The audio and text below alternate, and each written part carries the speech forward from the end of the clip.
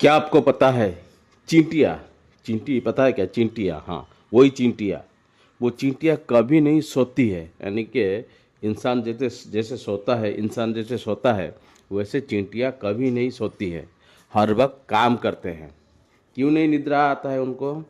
Actually वो निद्रा नहीं आता है, उनको एक झपकी आता है, एक सेकंड के लिए, कुछ चंद सेकंड के लिए झपकी आता है, बस उनसे हो गया। क्योंकि उनके पास इंसानों जैसा लंग्स नहीं है, यानी कि फेफड़े जो हम इनहेल करते हैं, आउटहेल करते हैं, वैसे ही कुछ फेफड़े उनके पास नहीं है।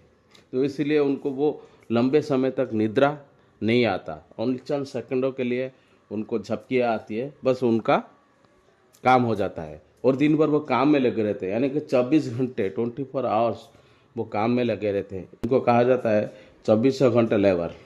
तो दुनिया में वो ऐसे ही एक जीव है जो 24 घंटे काम करते रहते हैं, इंसानों जैसे लंबे समय तक सोते नहीं है। अगर ये वीडियो आपको रोचक लगा तो मेरे चैनल को लाइक, सब्सक्राइब और शेयर कीजिए।